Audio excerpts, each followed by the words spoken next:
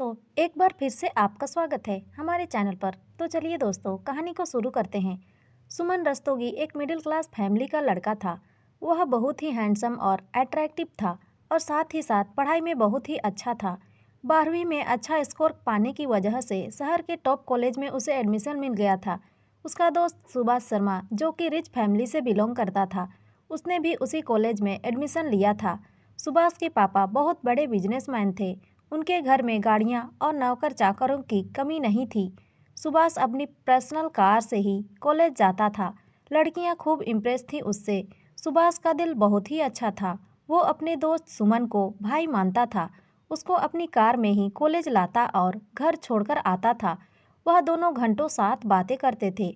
सुभाष सुमन को महंगे महंगे गिफ्ट भी देता रहता था। इसीलिए कॉलेज में सभी यह सोचते थे कि सुमन भी खूब अमीर है। बात सुभाष की बर्थडे पार्टी की है, जहां बहुत सारे लड़के लड़कियां आए हुए थे। उनमें से एक थी रिया।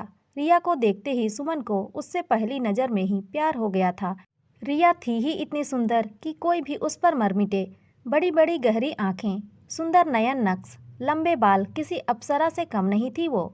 सुमन थोड़ी सी हिम्मत करके उसके पास गया। वहां पर और भी लड़के लड़कियां खड़े थे, इसीलिए कुछ बोल ही नहीं पाया। बाद में सुभाष से ही उसे पता चला कि वह उन्हीं के कॉलेज में साइकोलॉजी की स्टूडेंट है और अमीर माँ बाप की एकलौती बेटी है। सुमन ने अपने मन की बात सुभाष से कह दी थी। अब सुभाष ने उनकी फ्रेंडशिप करवाने की सोची। सुभाष की कोशिश रंग लाई और दोनों में दोस्ती हो गई। लेकिन सुमन तो रिया से प्यार करता था, पर कहने में हिचकिचा रहा था। 14 फरवरी का दिन था, यानी वैलेंटाइंस डे। सुभाष को यह बिल्कुल सही मौका लगा था सुमन के लिए। सो उसने सुमन से कहा कि तुम दोनों अच्छे दोस्त बन चुके हो, रिया को आज ही प्रपोज कर दे। सुभाष ने सारे अरेंजमेंट पहले ही कर रखे थे। सुमन को बस अपने मन की बात कहनी थी, तो हिम्मत करके सुमन ने रिया को वैलेंटाइंस डे वाले दिन प्रपोज कर ही दिया। सुमन अट्रैक्टिव था, हैंडसम भी था। रिया उसे पसंद करने भी लगी थी और उम्र भी नाजुक थी। इस उम्र में तो दिल दिमाग पर हमेशा हावी ही रहता है।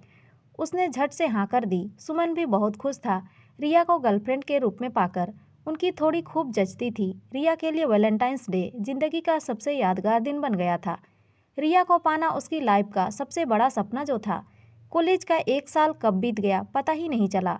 अगला वैलेंटाइंस डे आ गया। इस बार भी सुभाष ने सुमन और रिया के लिए अच्छे से रेस्टोरेंट में सभी अरेंजमेंट्स करवा दिए थे और अपनी बड़ी सी गाड़ी सुमन को दे दी थी। रिया और सुमन बहुत खुश थे। यह वाला वैलेंटाइंस डे भी एकदम अच्छा गया दोनों का। रिया दिल की तो बहुत अच्छी थी, लेकिन वैसे वह मस्त मौला स्वभाव की थी। थोड़ी जिद्दी बेपरवाह लड़की थी, किसी भी बात को लेकर सीरियस नहीं थी। वहीं दूसरी तरफ सुमन हर बात को गंभीरता से लेने वाला, परवाह करने वाला लड़का था। उसकी एक खास आदत भी थी, हर रोज़ डायरी लिखने की, और आज तो उसने कई पन्ने भर दिए थे। स्पेशल वाला वैलेंटाइन डे जो था, समय पंख लगाकर उड़ रहा था। कॉलेज खत्म हो चुका था। सुमन को अच्छी सी कंपनी में जॉब मिल गई थी। रिया और सुमन अब भी मिलते थे, कभी ग्रुप में तो कभी अकेले। लेकिन सुमन की जॉब के कारण दोनों का मिलना पहले से थोड़ा कम हो गया था। एक दिन जब वो दोनों मिले तो सुमन ने रिया से शादी करने की बात कही, लेकिन रिया का जवाब सुनकर वह हैरान रह गया। उसने कहा, मुझे लाइफ में बहुत कुछ करना है। मैं स्टडी के लिए अमेरिका जा रही हूँ। हम दोनों के स्टेटस मैच नहीं करते। तुम्हारे साथ जो टाइम स्पेंड किया वह बहुत अच्छा था। मेरा बॉयफ्रेंड कॉलेज का सबसे हैंडसम और इंटेलिजेंट लड़का था। यह मेरे लिए बहुत बड़ी बात थी, लेकिन तुमसे शादी करने की बात मैंने कभी नहीं सोची। सुमन उसकी बात सुनकर एकदम सुन्न हो गया। वह कुछ भी नहीं बोल पाया और चुपचाप वहाँ से चला गया। अब सुमन का स्वभाव चिड़चिड़ा होने लगा था। वो हर पल उदास रहने लगा था। किसी काम में उनका मन नहीं लगता था। घर वाले भी परेशान हो गए थे उसकी हालत देखकर। सुभाष ने उसे खूब समझाया और आगे बढ़ने की सलाह भी दी। वह कहते हैं ना, वक्त बड़े से बड़े जख्म को भर देता है। सुमन भी अब संभल चुका था।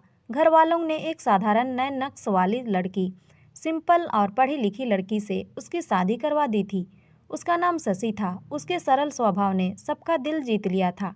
लेकिन सुमन रिया को भूल नहीं पा रहा था। शशि को इतना प्यार नहीं दे पा रहा था जितना वो डिजर्व करती थी।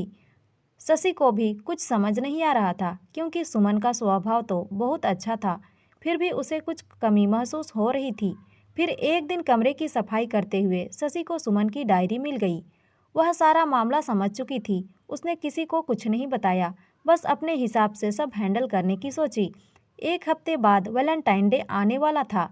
उसने 14 फरवरी को सुमन के लिए फिर से यादगार दिन बनाने का प्लान बनाया। आखिर वह दिन आ ही गया। शशि ने अपने कमरे को, जो कि घर के फर्स्ट फ्लोर पर था, गुब्बारों से और गुलाब के फूलों से खूब सजा दिया। साथ ही अपने हाथों से बड़ा सा सुंदर सा केक बनाया। सुमन को उस दिन वैसे भी रिया के साथ बिताए पल याद आ रहे थे। वह बहुत उदास था, तो सुभाष से मिलने चला गया। शशि को फ़ोन करके कह दिया कि डिनर बाहर करके आएगा और रात को लेट घर आएगा। उस दिन सुमन रात के 12 बजे घर लौटा। जैसे ही सुमन कमरे में आया तो देखता ही रह गया। पूरा कमरा शशि के प्यार से और फूलों की खुशबू से महक रहा था। शशि ने घुटनों पर बैठकर और हाथों में गुलाब का फूल लेकर सुमन से कहा। सुमन ने शशि को गले से लगा लिया। दोनों का दिल जोर जोर से धड़क रहा था और पलकें भीगी हुई थी। शशि ने डायरी के बारे में सुमन को सब बता दिया था। सुमन ने शशि का हाथ अपने हाथों में लेकर उससे उम्र भर प्यार करने का वादा किया और उससे माफ़ी भी मांगी। आज सुमन को सच्चा प्यार मिल गया था। आप लकी हैं अगर आपको वो मिल जाए जिसे आप चाहते हैं, लेकिन आप दुनिया के सबसे खुशनसीब इंसान हैं अगर आपको वो मिल जाए जो आपको चाहता हो।